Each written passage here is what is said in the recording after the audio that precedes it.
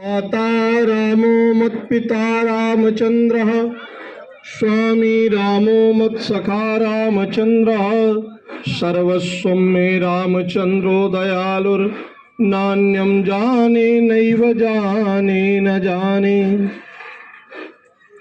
भगवान श्री राघवेंद्र सरकार की महती कृपा करुणा से आज इस पवित्र प्रांगण में आकर के मन अत्यंत पवित्र हो गया। जहां इस भारत भूमि का जो वास्तविक धन है वह धन पूर्व काल में गौ को ही कहा गया है, जिसे गोधन कहते हैं।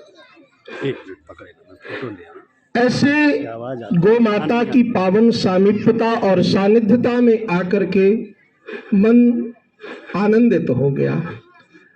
सर्वप्रथम आप सभी सुहृद जनों को, विश्व हिंदू परिषद के मंच पर विराजित समस्त पदाधिकारियों को और इस पवित्र प्रांगण में दूर दराज से सतना शहर से पधारे हुए सभी गो प्रेमी भक्त माताएं बहनें सबको गोपाष्टमी पर्व की अनंत अनंत शुभकामनाएं। गौ माता की महिमा तो बड़ी विस्तारित महिमा है, बड़ी वृहद महिमा है, पर संक्षिप्त शब्दों में ही और संक्षिप्त समय में ही यह दास कुछ बातें आप सबके समक्ष रखेगा। एक बार ऋषि च्यवन, महाभारत में इस कथा का उल्लेख है। महर्षि च्यवन प्रयागराज क्षेत्र में झूसी के सन्निकट की ही बात है, श्री गंगा जी में तपस्यारत थे, आसन आचमन प्राणायाम करके, और वह गंगा जी के जल में अंतस्थ हो करके समाधि मुद्रा में बैठ करके भगवान का ध्यान कर रहे थे। जब महर्षि च्यवन ध्यान में मग्न थे तो जो वहां गंगा मैया में मछली पकड़ने वाले जो मछुआरे होते हैं, उन मछुआरों ने मछली पकड़ने के उद्देश्य से जाल फेंका। जब जाल फेंका तो उस जाल में मछलियां तो संक्षिप्त ही फंसी, पर साथ में फंस गए महर्षि च्यवन। जब महर्षि च्यवन फंस गए तो भारी थे। आज उन मछुआरों को लगा कि भैया आज जो हमने परिश्रम किया उसका उचित मूल्यांकन आज हमें प्राप्त हो जाएगा, कोई भारी चीज, कोई वजनदार चीज हमें मिलने वाली है। जाल को निकाला गया। जब जाल को बाहर निकाला जल से, तो देखा क्या कि उस जाल में महर्षि च्यवन है। मछुआरे तो भयभीत हो गए, कांपने लगे मारे भय के, और साष्टांग लौट गए महर्षि च्यवन के समक्ष। महाराज हमें क्षमा कर दीजिए, हमने तो उस भाव से आपको नहीं निकाला था, हम तो जानते ही नहीं थे कि आप इस जल में हैं। क्षमा याचना की। महर्षि च्यवन ने कहा कि ये बताओ तुम क्या कर रहे थे? बोले महाराज हमारे उधर भरने का और हमारे जीवन निर्वाह का साधन यहाँ से मछलियां पकड़कर लाते हैं, ले जाते हैं और बाजार में विक्रय करते हैं। अच्छी बात, बाजार में विक्रय करते हैं, जो धन मिलता है उसी से अपने परिवार का हम पालन पोषण करते हैं। महर्षि च्यवन ने कहा तुमने अपना काम किया, तुमने अपना कर्म किया, अब एक काम करो कि हमें भी बाजार में बेचने चलो, ले चलो बाजार में। भाई तुमने तो अपना कर्म किया। मछुआरों ने कहा महाराज ये कैसी बात करते हैं आप, हम आपको बाजार में बेचने जाए? अरे बोले भाई इसमें तुम्हारा कोई दोष नहीं है, इसमें तुम्हारा कोई दोष नहीं है। तुमने तो यही सोचा कि मछली पकड़ में आई, तो मेरी आज्ञा है यदि नहीं लेके चलोगे तो श्राप दे दूंगा, लेके चलो मुझे बाजार में बेचो। अब बाजार में बेचने गए तो सवेरे से शाम हो गई, कोई खरीदार नहीं आया। राजा नहुष का राज्य था। ऐसा था कि राजा नहुष जब बाजार में कोई सामग्री विक्रय नहीं होती थी, वहां का राजा उस सामग्री को खरीद लेता था। राजा नहुष ने शाम को महर्षि च्यवन को देखा तो पहले तो साष्टांग किया, महाराज आप।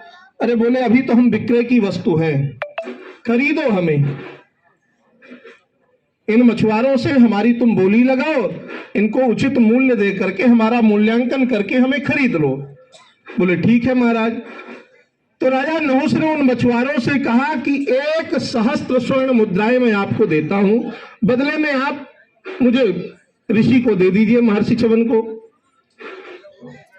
महर्षि च्यवन ने कहा कि बस राजन, मेरा मूल्य केवल 1 सहस्त्र स्वर्ण मुद्रा है, तुम्हारी दृष्टि में मेरा मूल्यांकन इतना ही है। तो नहुष ने विचार किया कि मैंने कम बोला, तो कहा 1,00,000 सहस्त्र स्वर्ण मुद्राएं मैं समर्पित करता हूं आपके लिए। फिर से महर्षि च्यवन ने कहा कि बस इतना ही तुम्हारी दृष्टि में मेरा मूल्यांकन है। तब कहा 1 करोड़ स्वर्ण मुद्राएं मैं आपके लिए समर्पित करता हूं। फिर भी महर्षि च्यवन ने कहा बस मेरा इतना ही मूल्य है। तब राजा नहुष बड़े दुखी हुए, उन्होंने विचार किया अब मैं क्या करूं। गए कुछ विचरण करने हेतु ब्राह्मणों को बुलाया, तो एक ब्राह्मण मिले। उन ब्राह्मण देवता का जन्म ही गाय से हुआ है। उन ब्राह्मण देवता ने राजा नहुष से कहा कि महाराज आप इतनी मुद्राएं दे रहे हैं, इसके बाद भी महर्षि च्यवन का मूल्यांकन आप कर नहीं पा रहे। एक काम करिए, आप उन मछुआरों को 1 गौ माता दे दीजिए और बदले में महर्षि च्यवन को ले लीजिए। यही किया राजा नहुष ने। 1 गौ माता, पयस्विनी गौ माता जो सुडौल थी, देखने सुनने में बड़ी सौंदर्य को प्राप्त हो रही थी, जिनका दूध अमृत के तुल्य था, ऐसी पयस्विनी गौ माता को राजा नहुष लाए और महर्षि च्यवन के बदले में मछुआरों को दिया और महर्षि च्यवन मुक्त हो गए। इससे क्या आशय स्पष्ट होता है इस कथा से? महर्षि च्यवन संत हैं और ब्राह्मण भी हैं। तो ब्राह्मण महर्षि च्यवन और संत महर्षि च्यवन से भी बड़ी महिमा किसकी हुई? गौ माता की। गौ माता का मूल्यांकन महर्षि च्यवन के मूल्य से ज्यादा रहा। महर्षि च्यवन ने कहा कि राजन, अब जो तुमने भेंट दी है ये निश्चित रूप से मेरे मूल्य से अधिक मूल्य की वस्तु तुमने मां गौ माता प्रदान कर दी। इसलिए गौ माता ब्राह्मणों से भी श्रेष्ठ है। और राजा नहुष को गौ महिमा श्रवण करा रहे। महाभारत में ऐसी कथा है, महर्षि च्यवन कहते हैं कि राजन, गौ की अनंत महिमा है। संसार में राजा भगवान का स्वरूप माना जाता है। राजा में भगवान का स्वरूप दिखाई देता है। महाराज दिलीप सिंह के सामने खड़े हैं, ग्रास बन करके सिंह के समक्ष खड़े हैं, मेरा भोग लगा लो पर गौ माता को मुक्त कर दो, मुझे खा जाओ पर गैया मैया को छोड़ दो। सिंह ने कहा कि महाराज, आप यज्ञ करने के लिए आए हैं गुरुदेव के आश्रम में, आपका वंश वृद्धि हो और आप ही अपना भोग मुझे दे देंगे तो फिर राज्य कैसे संचालित होगा? बोले ये तो तुम कुछ भी कहते रहो, पर भले ही मेरे प्राण क्यों ना चले जाएं, मुझे आप आहार क्यों ना बना लो, पर गैया की मैं रक्षा अवश्य करूंगा। तो भैया गौ माता के लिए राजा ने अपनी बलि देने का निश्चय कर लिया। तो इससे भी यह स्पष्ट हो गया कि गौ माता राजा से भी बढ़कर के है, ब्राह्मण से, संत से बढ़कर के तो है ही है, राजा से भी बढ़कर के है गौ माता। और एक बात आप सबसे निवेदन कर दूं, ये बात मुझे कहने में अतिशयोक्ति तो नहीं लगती कि गौ की महिमा संतों से, ब्राह्मणों से, राजा से प्रजा से और यहां तक कि भगवान से भी बढ़कर के गौ की महिमा है। भगवान स्वयं गौ माता की सेवा करते हैं। जब बालकृष्ण लाल गौचारण करते हैं तो गौओं की खुर से उड़ती हुई जो धूल है ना, वो भगवान बालकृष्ण के मस्तक पर पड़ती है, जिससे भगवान बालकृष्ण धन्य होते हैं। तो अब हम आप विचार करें कि वेद लक्षणा गौ माता की कृपा से भगवान की भी जो उपास्या है, भगवान की जो भी आराध्या है, ऐसी गौ माता की सन्निधि में हम सब बैठे हैं। पर कुछ हम विचार करके देखें तो बड़ा कष्ट भी होता है। कष्ट किस बात का होता है कि जो गौ माता इस भारत भूमि का सबसे बड़ा वित्त है, सबसे बड़ा धन है, वह गौ माता आज दर दर भटक रही है। कोई आश्रय देने वाला नहीं। अभी भैया हमारे कह रहे थे कि महाराज जी दूध ले लेते हैं और फिर बाद में छोड़ देते हैं। भैया हमारा आपका जो सनातन धर्म है ना, ये बड़ा श्रद्धा से संपन्न धर्म है। यहाँ एक कागज भी किसी का जमीन में पड़ा गिर जाता है ना, तो उसे उठा करके मस्तक से लगाता है। सरस्वती माता है। एक पेन भी गिर जाती है तो उसे मस्तक से लगाते हैं, कलम है। और गाय गंगा गौरी की महिमा तो अनंत है।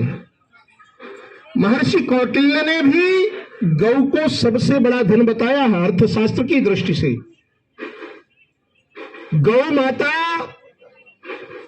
प्रत्येक गृहस्थ अपने घर में रख ले तो जैसे कल्प वृक्ष है ना, इंद्र के जो लोक में कल्प वृक्ष होता है, वह कल्प वृक्ष माने कल्पना करने मात्र से जो मांगो वो प्राप्त होता है। ऐसे ही गौ माता साक्षात कल्प वृक्ष का ही स्वरूप है। यदि हर गृहस्थ अपने घर में एक गौ माता रख करके उसकी सेवा सुसुप्ता करे तो निश्चित मानना, जिस भाव से आप सेवा करोगे और मनोकामना अपनी गौ माता के समक्ष रखोगे ना, तो यह हमारा विश्वास है कि गौ माता उस मनोकामना को निश्चित रूप से सफल करेंगी, पूर्ण करेंगी। बस कैसे? केवल गौ के प्रति कहने का विषय नहीं है कि हम कहें कि हम गौ सेवी हैं, अनुकरण करने का विषय है। हम अपने जीवन में गौ सेवा आत्मसात करें। गौ माता एक गृहस्थ, जितने सनातन धर्मावलंबी हमारे इस भारत भूमि में वर्तमान में हैं, यदि एक एक गृहस्थ एक एक गौ माता को अंक में ले ले, गोद में ले ले, तो जो ये गौ माता दर दर भटक रही है ना, जो व्यवस्थाओं का अभी हम सब लोगों को भार है ना, वह सब भार भी समाप्त हो जाएगा और प्रत्येक गृहस्थ का घर गौ माता के रहने से वैकुंठ तुल्य हो जाएगा। एक एक, केवल एक एक गौ माता प्रत्येक गृहस्थ अपने घर में रखे। इसलिए भैया गौ की महिमा तो अनंत है। जो बातें अभी हमारे पूर्व में आदरणीय ने कही कि गौ हत्या पर पूर्णतः प्रतिबंध लगना चाहिए, संतों ने उसके लिए बड़ी चेष्टाएं की, बड़े प्रयास किए, पर उस काल में रहने वाले राजनेताओं ने या कुशासनिक लोगों ने जो षड्यंत्र करके गौ का अधिकार हरण किया, उसका परिणाम आप सब हम देख रहे हैं। और मैं अभी भी कहना चाहता हूं कि हम सब सनातन धर्मावलंबी यदि गौ की सेवा और गौ इसी तरह डोलती रहेगी ना, जैसे भटक रही है दर दर, तो समझना अभी कोरोना गया नहीं, ये फिर विशाल स्वरूप लेकर के आएगा। और जब तक प्रत्येक गौ माता का संरक्षण संवर्धन नहीं होगा, तब तक हम इन्हीं विषम परिस्थितियों से जूझते रहेंगे। यदि एक एक गौ माता आप सब रख लो भैया, तो निश्चित मानना ये महामारी, ये दुर्भिक्ष, ये अनावृष्टि हम सबको स्पर्श भी नहीं कर पाएगी, हम सबको छू भी नहीं पाएगी। आज गोपाष्टमी का अति पवित्र पर्व, आप सब जानते हो कि आज के दिन श्री बालकृष्ण प्रभु को गौचारण की आज्ञा प्राप्त हुई थी। आज के ही दिन हमारे ठाकुर जी ने गैया मैया को चराने का संकल्प लिया था। बड़े ही विधि विधान से गुरु गर्गाचार्य जी के द्वारा पूजन करके भगवान अपनी उपास्या, अपनी आराध्या गौ माता के लिए सेवा करते हैं और उनको चराने के लिए आज के दिन ही प्रस्थान करते हैं। आज ऐसे पवित्र पर्व के उपलक्ष्य में हम सब एकत्रित हुए। इस प्रांगण में आकर के मन एकदम आनंदित हो गया गौ माता के दर्शन करके। और यहाँ का जो गौवंश है बड़ा ही सुडौल और बड़ा ही सुंदर गौवंश है। इससे यह स्पष्ट होता है कि यहाँ सेवा में कोई कटौती नहीं है। बड़ी अचकाचक गौ माता की सेवा हो रही है। इसलिए यहाँ के गौसेवी, गौपालक और संपूर्ण विश्व में जिन्होंने सनातन को जागृत रखने का वीणा उठाया है, सनातन की रक्षा का वीणा उठाया है, ऐसा दिव्य संगठन विश्व हिंदू परिषद, हमारा बजरंग दल, जिनके द्वारा निरंतर धार्मिक और आध्यात्मिक आयोजन होता रहता है। बहुत बहुत शुभकामनाएं हैं यहाँ पर समस्त पधारे गौ भक्त प्रेमियों को, समस्त पदाधिकारियों को। अंत में 2 मिनट भगवती माँ गौ माता का नाम संकीर्तन करेंगे, फिर अपने राम जी अपनी वाणी को विराम देंगे।